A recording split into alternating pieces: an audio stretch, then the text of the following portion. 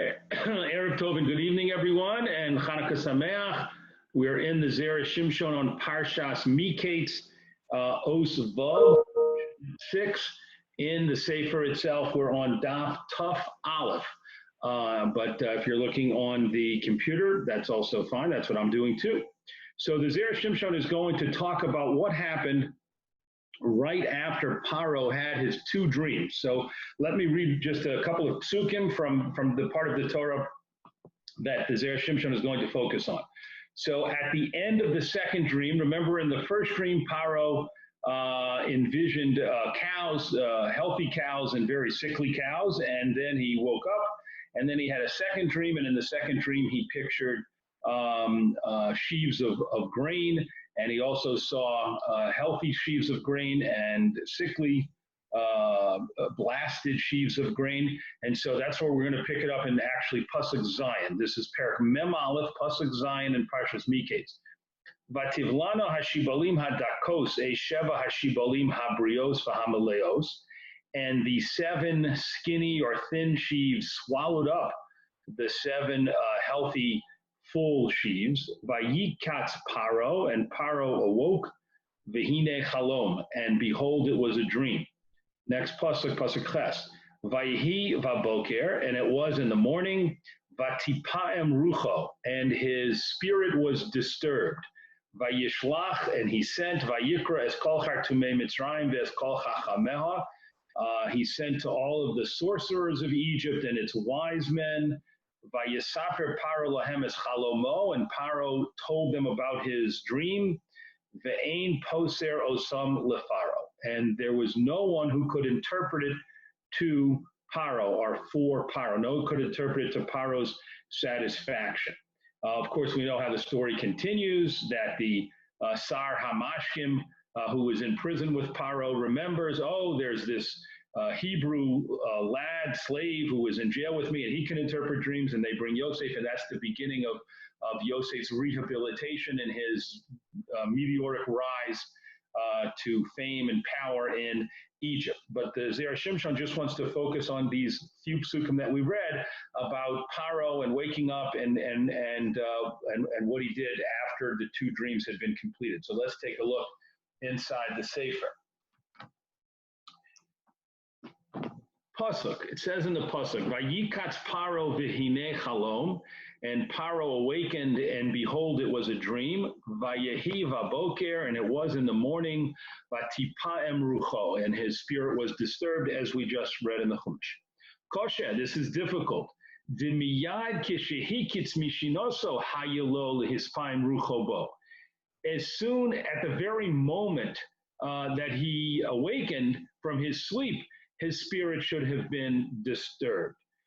V'hayelo lichtov, and it should have written vatipaem rucho, and his spirit was disturbed, meaning right after it listed, right after the Torah completed the description of Paro's second dream, Zera Shimshon is proposing and suggesting that the Torah could have said right then, after the end of the second dream, vatipaem rucho, his spirit was disturbed, vayihi vaboker vayishlach vayikra, and it was in the morning that he then sent and called his sorcerers and wise men to come.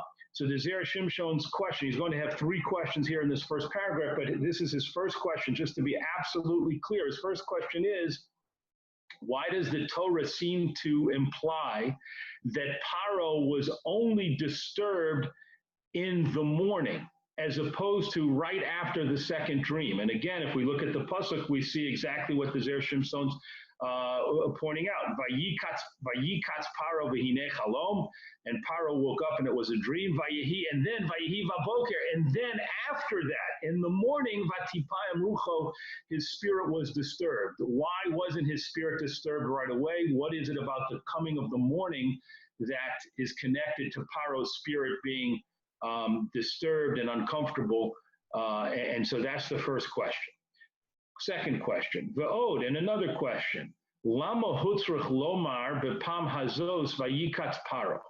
Why did the Torah need to tell us this time, meaning after the second dream, that Paro awakened?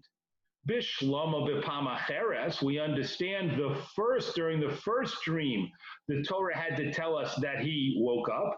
Vayikatz Paro, that Paro woke up. It was needed the first time, Kedei Lomar, in order to say, Vayishan Vayachalom Shenis, that Paro then went back to sleep and had a second dream. So the Zera Shimshon is asking in his second question, why did the Torah need to tell us something that we would have known, Vayikatz Paro, that Paro woke up? If the Torah just said, Paro was disturbed and called to his sorcerers, we would understand that he did that after he woke up from the dream. Zera Shimshon makes sure to point out that, of course, we understand after the first dream, the Torah needed to say he woke up because the Torah wanted to emphasize that he had one dream, it was completed, he woke up, then he went back to sleep and had the second dream. Again, first dream about the cow, second dream about the grain. But we needed it then, but we don't seem to need it. Zera Shimshon says after the second dream, it seems to be unnecessary at all to say Paro woke up. The Ode and a third and one more question, which is his third question, Mahu v'hine chalom. What does it mean when it says, and behold, it was a dream? In order to understand that question, if you look in the Chumash, you'll see at the end of the first dream, it just says, Vayikatz Paro, and Paro woke up. It doesn't say, and Paro woke up, v'hine chalom, and behold, he had a dream, or behold, it was a dream. It just says, and Paro woke up. And it's understood that Paro had a dream. We understand that. So the Zera Shimshon says, so too in this case, we understand that he went back to sleep and he had a second dream. The Torah told us that. So why does the Torah repeat and say and emphasize v'hine chalom? He woke up and behold, it was a dream. Again, this is information that is clearly understood from the narrative, from the story itself. The Torah would seem to not need to go out of its way to emphasize and behold, it was a dream. So we have three questions that the Zera Shimshon wants us to focus on. And now let's take a look how he answers these questions beginning in the second paragraph. He's going to bring a Gemara to help us understand what's going on. V'yesh lomar, and we can say, De'isa b'brachos perek tes, that it states in Maseches Brachos in the 9th perek, Shlosha chalomos miskaimin, 3 types of dreams will be fulfilled.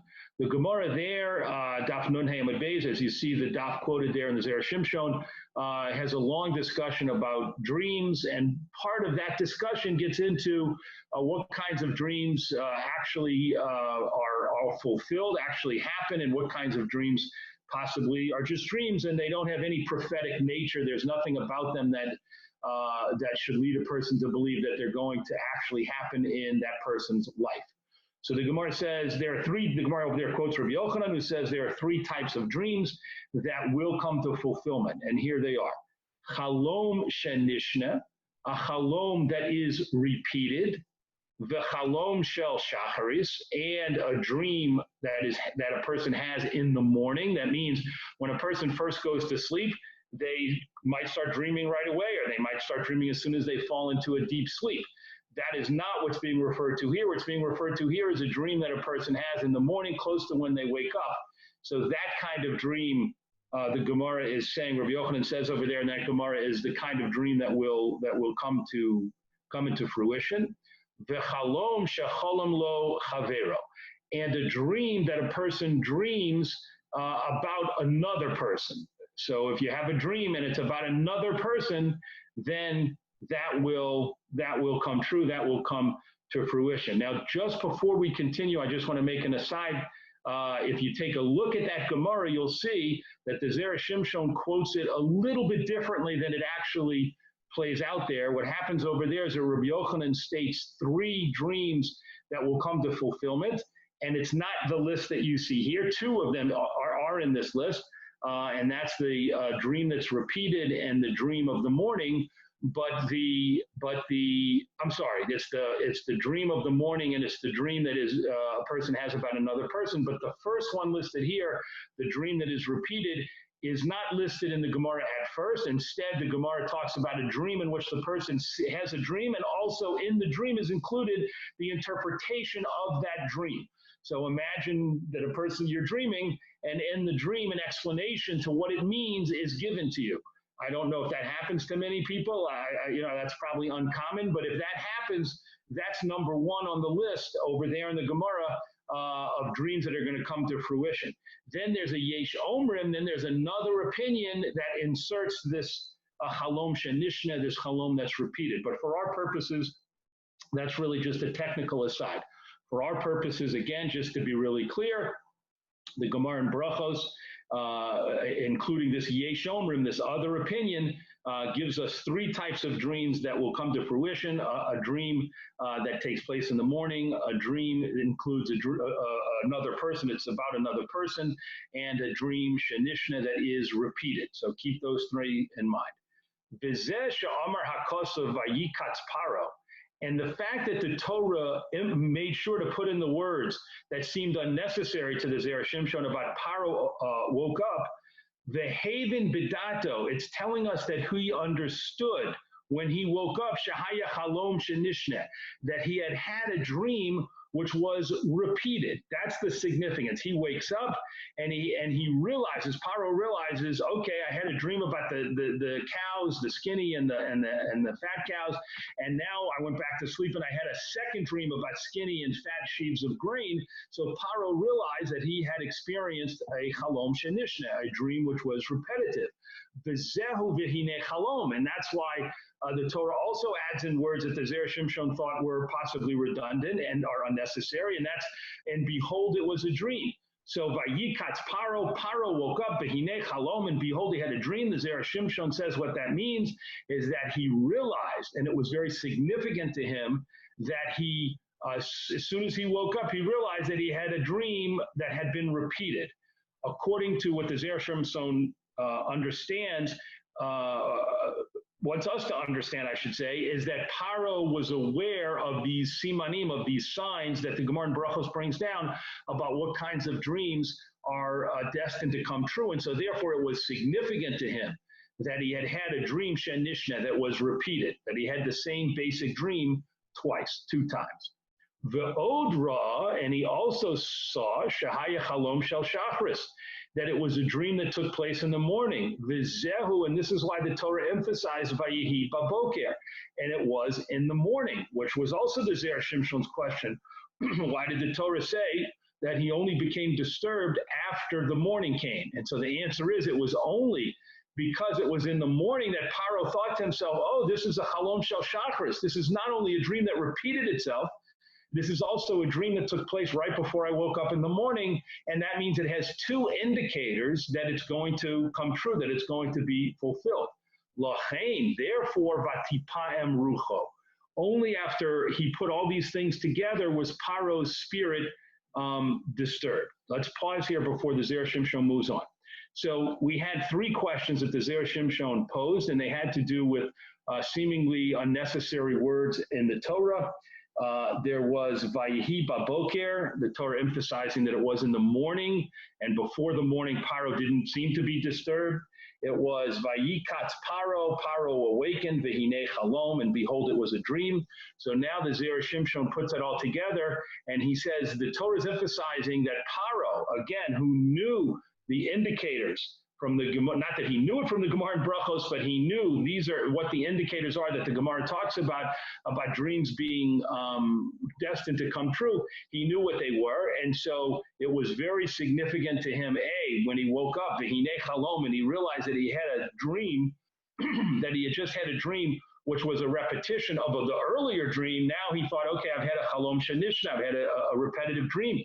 That is destined to come true. Then also he thought, I just had this dream in the morning, and dreams that a person has, chalom shel shachris, those are dreams that are destined to come true.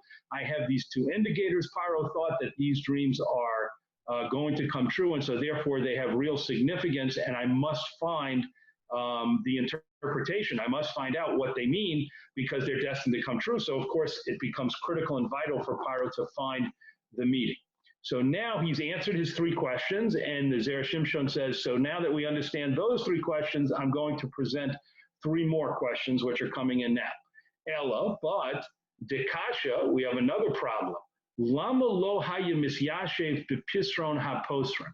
Why weren't things settled for Paro with the interpretation of the interpreters? So he called in his wise men, he called in his sorcerers, They offered an interpretation, and the Torah tells us he wasn't satisfied with that. So Zera Shimshon says, why wasn't he satisfied with that?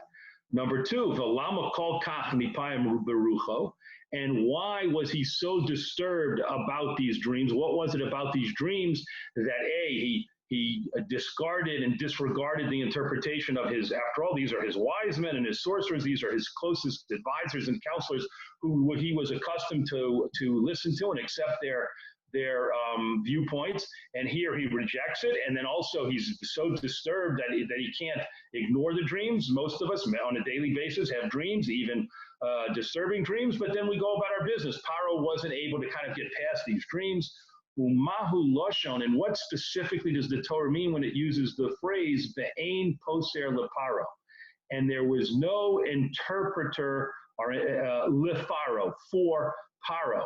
Why didn't it just say? And there was no pitaron. There was no interpretation to the dream. Why lefaro? Why specifically no interpretation for Paro, specifically fitting for Paro? Those are his three questions. Upirish Rashi, and the explanation of Rashi, Yodua. It is known. So now we're going to talk about the explanation of Rashi, but what the Zera Shimshon means is, I don't want anyone to think that I'm viewing these questions as new questions that the Meforshim haven't dealt with. I understand that the Meforshim have dealt with these questions that I just asked, this new set of questions about Paro and his feeling of disquiet and not accepting the interpretation of his own interpreters. So he says, Pirish Rashi Yadua. Of course, it's well known that Rashi has an approach and an explanation, but then he's going to add his own insights in a moment in the next paragraph. But let's just talk about what Rashi says. So Rashi suggests that the Hartumim, the sorcerers, and the Chachamim, and the wise men gave the following explanation. They said to Paro, the dreams tell us that that there will be born to you 7 daughters. You're going to have 7 new babies, 7 new children. It's very likely that Paro had more than one wife. So it doesn't necessarily mean that one woman would give birth over a long period of time to 7 children, but in all likelihood, from multiple wives, he would have 7 daughters, and that they would be healthy. They would appear healthy and vibrant and viable. However, they were all going to die. All of the 7 daughters that he was going to have would die, and that's the significance of the skinny, unhealthy, terrible-looking cows and the skinny, unhealthy, terrible-looking sheaves of grain swallowing up the healthy cows and the healthy grain in the 2 different dreams, and that's the explanation that they gave him. According to Rashi, Paro didn't accept that interpretation because Paro felt like as a king, his dreams were not just personal dreams, they were dreams that had to do with his kingdom. If Paro had dreams of significance like these and they were repeated and they were going to come true, he felt that it wasn't just about him personally, for example, the daughters, him having daughters and the daughters dying, but rather it had to have something to do with Mitzrayim. It had to have something to do with him as a king, as a melech, as a ruler, and so he didn't accept their interpretations. And that's why the Zera Shimshon now is going to go on and add his own insights into this.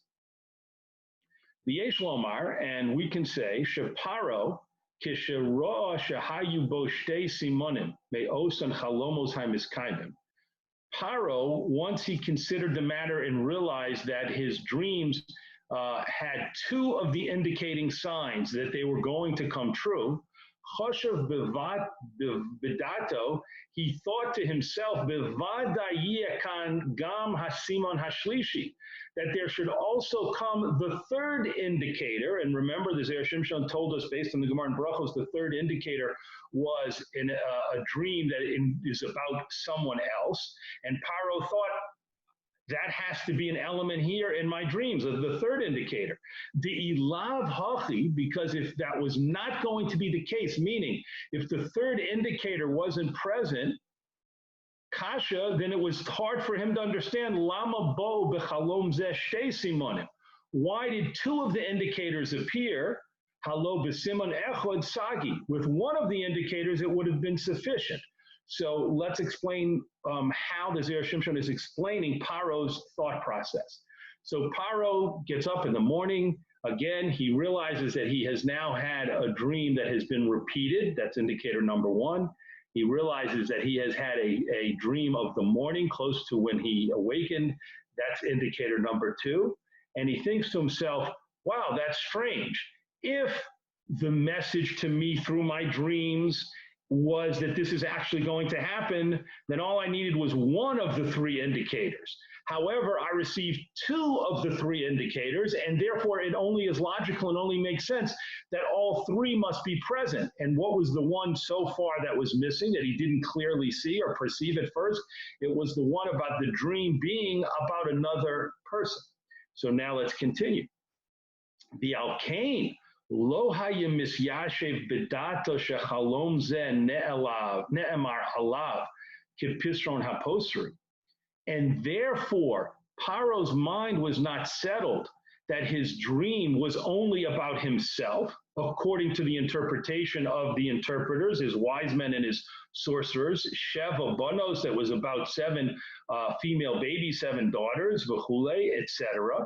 He didn't accept that at all. Why? Mipnei shehasimon hashlishi shel hachalomos hamiskaimim, because the third indicating sign of dreams which are going to be fulfilled, tzarech she'echad yachlom al chavero, requires that one person has a dream about another person.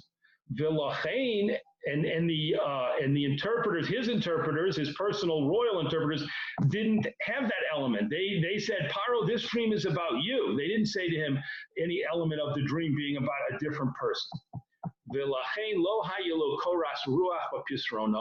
And therefore Paro had no satisfaction from their explanation.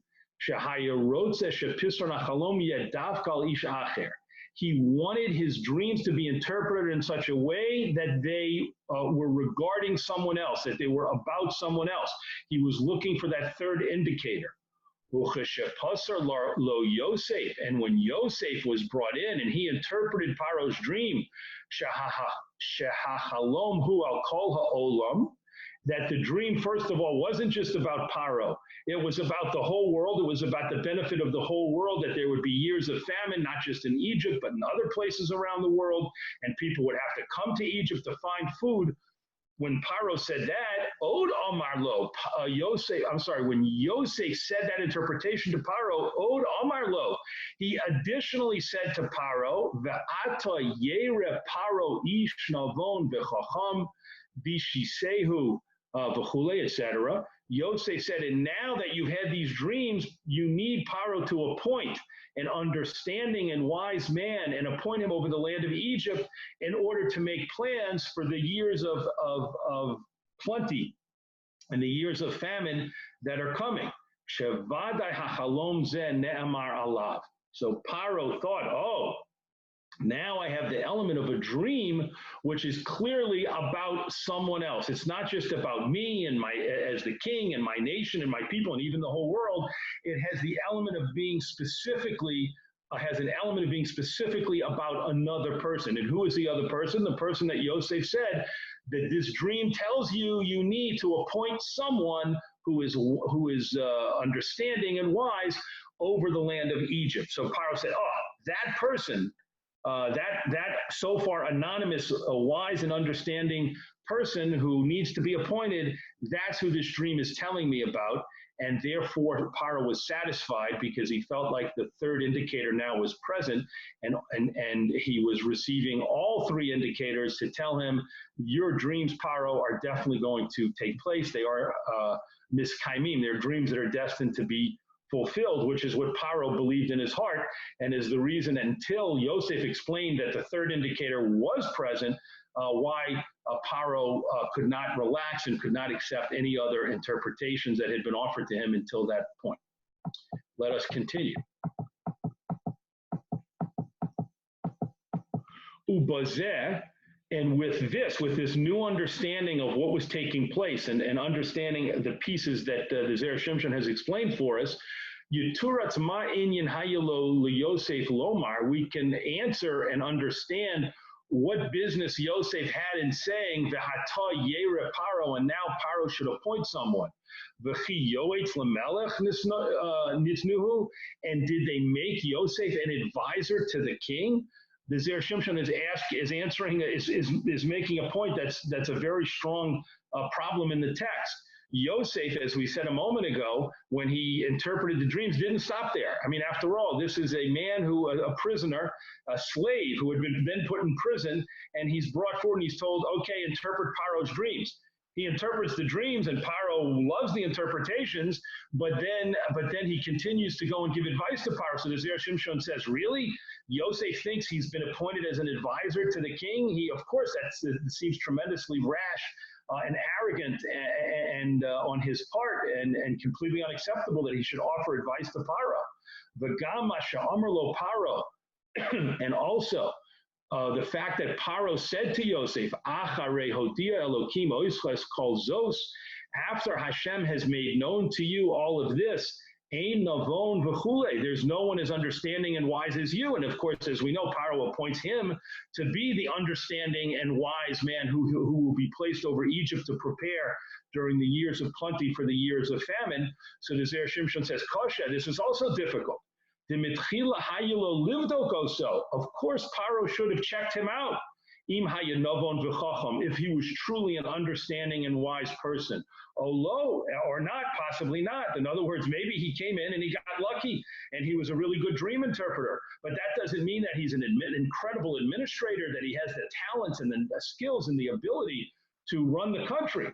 Velo lemismach hanisa, and Paro shouldn't have relied on a miracle, meaning what are the chances? What is the likelihood? What is the probability?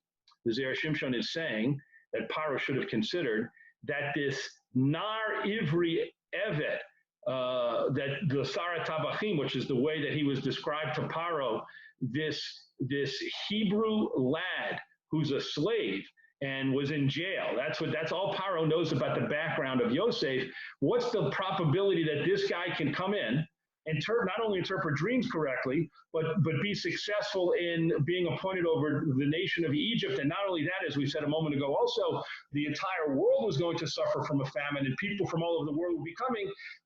How can it be that Paro's thinking, without doing any more checking, with no more investigation, that Yosef is the man? Yosef is the guy. He has the knowledge. He has the skills. He has the ability. He has everything he needs. The personality is everything he needs to be appointed as the second to the throne in Egypt, and he's going to solve everything. That would take a miracle, like the Zera Shimshon says. Why is Paro relying on a miracle?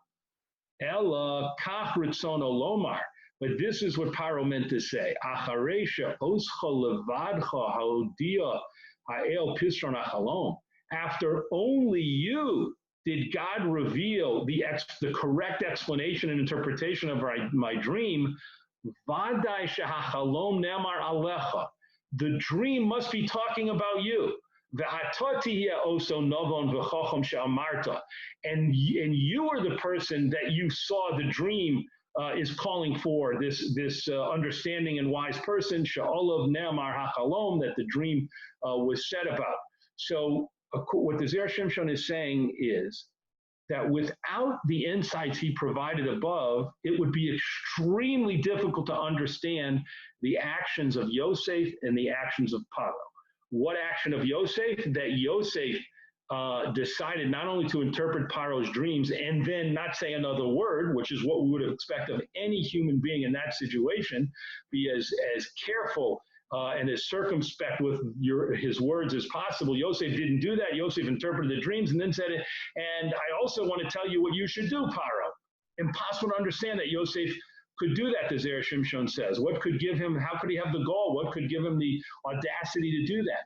And two, why in the world would Paro, knowing nothing at all positive about Yosef, knowing only negative things about Yosef's background, and having a complete gap there, what would cause Paro not to do, at the very least, further investigations, further checking before telling Yosef, you're the man I want to put over Egypt?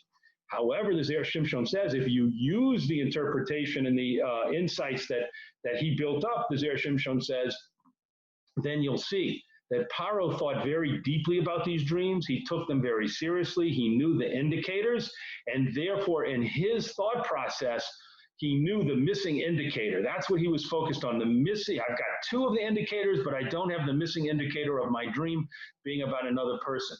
Yosef comes in and explains his dream in such a way that it fits perfectly, in taking into account Paro as a world leader, and this dream, and his dreams have to do with the world situation, and B, they include information about another person, and that is what led Paro to say, now that you have all these information and only you have supplied the missing piece that I'm convinced, I'm positive had to be present, and God has shared all this with you and given you that ability, you must be that missing person that my dream was about. At this point, I'm going, one second.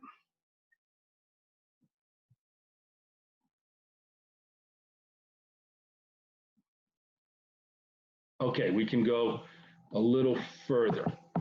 V'od yesh lomar, and we can also say, shekach hayasot kavonas Yosef, that also Yosef's intention and what he said to Paro was, achshav shera'isa shachalom shelcha ba mehakadosh baruch hu. Now that you've seen that your dream came from Hashem, you understand that you're being sent a message by God in your dreams. V'lo hayakoch b'chartumim liftor oso, and the sorcerers did not have the ability to explain your dreams correctly. Lefi shehem pluyim b'mazal. That is because their knowledge and their abilities are dependent upon the constellations. Kenizkar la'el b'samach, as we mentioned recently, that's a reference to the previous Os Hey, where the Zera Shimshon discussed that idea. Im Cain, if so, meaning, I'm sorry, I skipped the line. V'adarab, and just the opposite. Hutzruch shegam hapisaron yovo mehakadosh baruch hu. The interpretation of your dream must come from Hashem, just like you, Paro, have realized that your Khartoumim, your sorcerers, and your astrologers, and your wise men were not capable of interpreting your dream because your dream came from a higher source, it came directly from God. Now, and therefore you realize you need an interpretation that also comes from God. Im Cain, if so, im tia mafkid al hatvua eza adam shetoloi b'mazal. If you now appoint over the grain and over the agriculture, over all of the country of Egypt's agriculture, if you appoint a person who he too has his knowledge from the constellations and is dependent upon his abilities from the mazalos, Halo b'sheva shnei rav, then during the 7 years of famine, shekol mabate hashamayim, all of the people who are stargazers, the chisilehem, in the fields that and the fools that follow that kind of belief system, hey mashpim chorev v'shemamon ba'olam, they are the ones who bring destruction and desolation to the world. And if you appoint someone like that to run the country, Gam hatvua hagnuza, even the grain that will be set aside and hidden away for the years of famine, tirka v'tifsa lefi hamazal, it will rot and it will be lost through the constellations that they follow.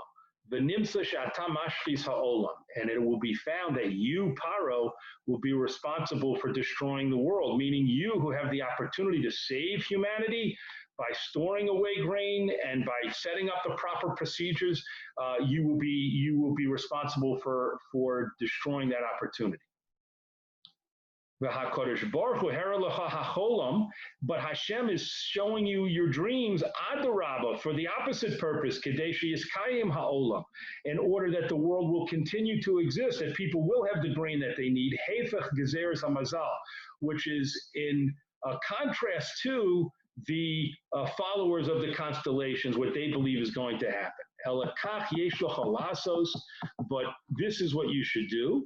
Lahafkid al hatvua, to appoint on the grain, misha haya novon va'achar kach chacham, someone who is first a novon and afterwards he's a chacham. Here the Zera Shimshon is focusing on the words that Yosef used. Yosef said to Paro, you need to appoint someone who is ish navon v'chacham, an understanding person and a wise, knowledgeable person. And so the Zera Shimshon is saying, what Yosef was saying was, this person can't be first a chacham, he first has to be a navon, and then afterwards a chacham. We'll get back to what that means in a second. Shehu siman she'enoi toloi b'mazal, and this would be a sign that he doesn't get his knowledge and his abilities from the constellations and from the stars. Moshe Perashnu b'samach la'el, again, as we explained just before in Os Hey, where Zera Shimshon talked about this issue at length. Va'az yoel lecha, and then it will be effective for you if you appoint a person who has nothing to do with the power of the constellations, and you have a person who believes in HaKadosh Baruch Hu and gets information and abilities from studying the ways of HaKadosh Baruch Hu, then it will be effective for you, ula malchusecha, and for your kingdom, ula chol ha'olam, and ultimately for the whole world. Umiyad Omar lo Paro, and right as after Yosef explained that, immediately Paro said to him, Acharei hodia v'chule, after Hashem has made known all of this to you, then it's appropriate that I appoint you. So what the Zera Shimshon has done in this last paragraph is he's explained that there might very likely would have been more of a conversation that we don't see in the Chumash itself. In the Chumash itself, Yosef interprets the dreams, and then he says Paro should appoint someone, and Paro seemingly just turned around and said, okay, I'm going to appoint you because you were able to interpret the dreams, and God gave you so much knowledge, I'm going to appoint you. So the Zera Shimshon here is suggesting that Yosef explained more and explained why there was no one in Egypt where they were all idolaters and they were all stargazers who was going to be able to truly save the situation, and that once Paro was able to perceive that there was what in the Chumash is called earlier Kel Elyon, a God above all other conceivable gods, not part of this world of Egyptian idolatry with its multiple polytheism and its multiple gods. There's an El Elyon, there's a HaKadosh Baruch Hu. Once Paro was able to see that is what really was going on here, and it was that God that was giving Paro the dreams and the information that he needed to save his country and the world, then only a person who believed in this God and only a person who served this God would be appropriate and right to take over power in Egypt, and Paro understood that, and Paro appointed Yosef. The reference that he makes to the phrase Navon v'chacham has to do with the fact that Zera Shimshon believes that phrase means that a person who is not at all, again, concerned about the constellations and trying to learn from them, but rather is focused on the fact that there's one God, a monotheist, and this God created the world, and is only interested in learning how to serve that God and to learn about how that God created the world and what it means, what God's trying to teach us through the world. That is a person who first becomes a navon. He becomes understanding, meaning he becomes understanding in the ways of Hashem, and then he becomes chacham. Then, by studying the various wisdoms and knowledge and sciences that the people of the world have and have developed, he becomes an ish navon v'chacham. He becomes an understanding person in the ways of God and the truth of the world, and then he studies the wisdom of the world as in the different knowledges and wisdom of the world and different areas of study. And so that's the right kind of person, as opposed to a person who might be described as a chacham, someone who focuses on the knowledge of the world, which is caught up and bound up with idolatry and constellations. That's not the person Yosef says to Paro that you want. That's a person who will definitely fail in this mission, and you need a person as far from that as you can imagine. And Paro says, Yosef, you're the person who's as far from that and is the opposite of that, and that's why he appoints him. What happens next, and we're going to skip the next couple of paragraphs and end here, is the Zera Shimshon goes off in an entirely different direction and explains things, brings in a new approach and new kinds of ways of looking at things based on a piece in the Medrash Rabbah and based on a Gemara in Moed Katan. But it really takes us in a kind of complicated and different direction, and I think we've learned a tremendous amount from the Zera Shimshon so far. So I wish everyone a Yasher Koach. Look forward to seeing everyone again, God willing, next week.